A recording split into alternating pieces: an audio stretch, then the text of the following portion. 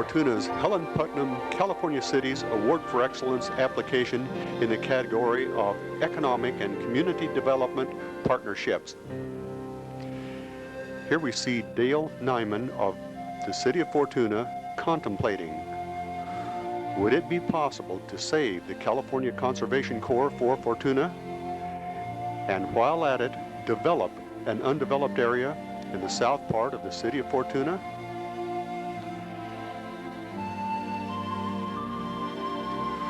While Humboldt County gets some 18% of its revenue from tourism, the City of Fortuna is getting only 1.7%. First, Dale had to meet with Stu Ogburn of the California Conservation Corps to work out the possibilities. The old facility shown here was to be vacated soon. A major cooperative effort began in 1988 with the formation of the Fortuna Redevelopment Agency. It was presented to the Fortuna City Council. The challenge was to get the California Conservation Corps moved to this vacant area and thus open it to private industry.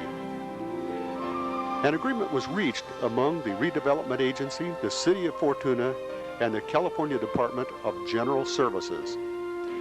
The area shown here was virtually undeveloped.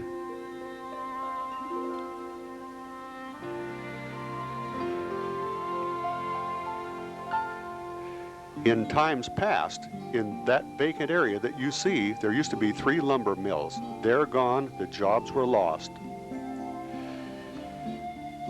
In a joint bill by State of California Senator Barry Keene and Assemblyman Dan Hauser, they co-authored Senate Bill 1694, which allowed the project to proceed. The City of Fortuna would build the structure, and it would be leased from the City of Fortuna for a term of 26 years. An agreement was reached in August 1991, and the California Conservation Corps project was completed in the summer of 1992.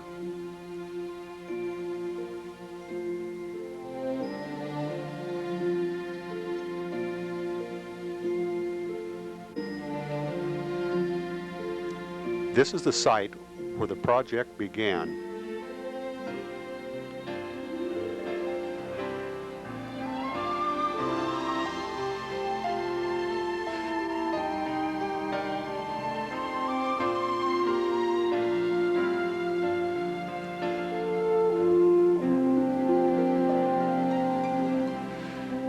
The excellent facility that you're now seeing kept 90 jobs in Fortuna.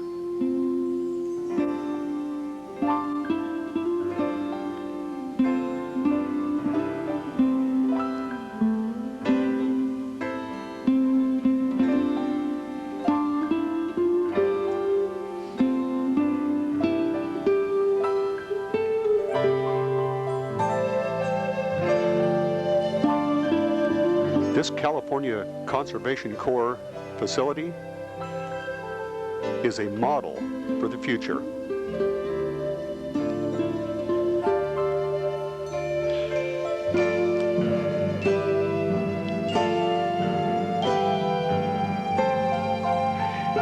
Included in the facility are, of course, a cafeteria,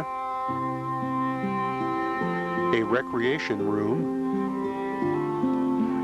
a library, a conference room, bunks, and you can even enjoy seeing a beautiful mural that was painted here.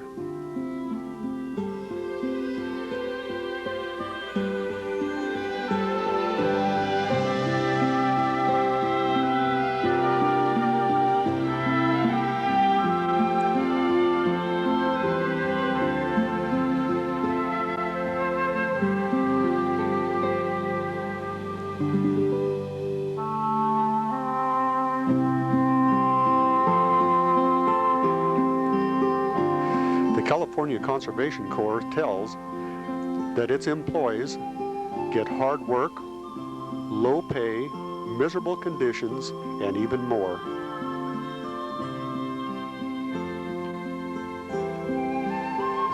Since the facility was built in Fortuna, the district office was also built, as you can see in the coming picture.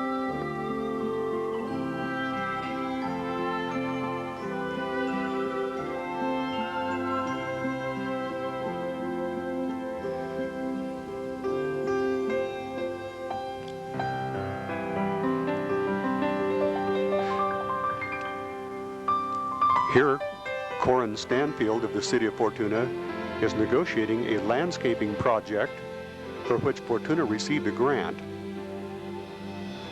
These Corps workers did not know that they would be suddenly called into action in April of 1992 when 3 strong earthquakes rocked the north coast. In the middle of the night, they were called out to help at Fortuna High School, and during the day, they were called to board up windows, as most of the windows on Main Street were destroyed. By now, some $11 million has been invested in this city. City revenues have increased by 13%, thereby avoiding layoffs. 160 new jobs have been created by the additional industry brought in by the 3 motels and the RV park. It's been said that when patrons spend $1 for a motel, they wind up spending an additional $3 in other goods and services.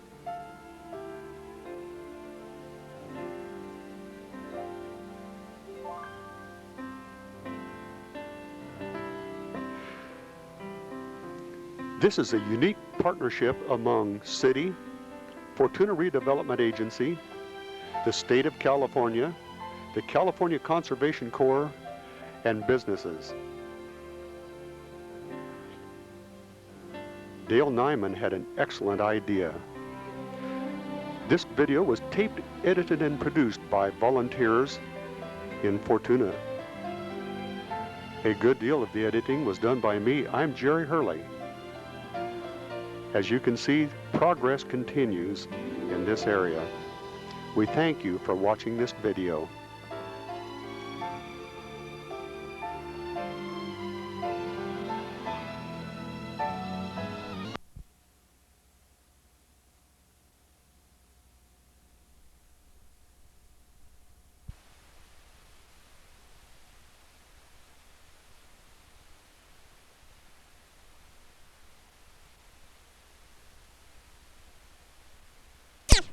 The side of our roof. So we're ready to cut. And now we're ready to cut the holes for the birds to get into the birdhouse. Now, I'll just show you, I've already cut 2, and they're right here, 1, 2. I've made an asymmetrical pattern. You can put them anywhere you want. And what I'm using is a hole drill, and it's a really handy little tool.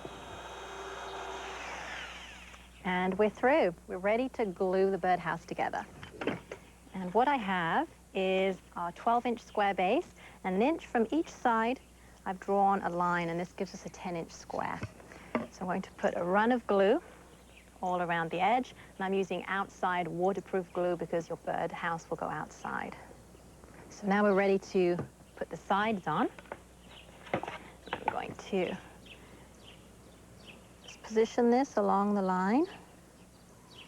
Okay, and we're going to put our peak portion butting up against this. So what we need to do is put another line of glue along the side here. There we go. So we're just adding our last piece, and then we're going to base coat it. Now it's best to let the glue dry overnight to let it set up. You're going to base coat it in white, and this will seal the wood so you get a nice even coat on your second coat. So we'll just move this out of the way. And here, my glue is dried. I've done a white base coat, and then my color I've chosen is a deep purple. To add texture, we're going to dry brush this, and I'll show you how we do that. You're going to try and get as much paint off as you can. and dab off the excess on a cloth. And then with nice light strokes, you're just going to brush away.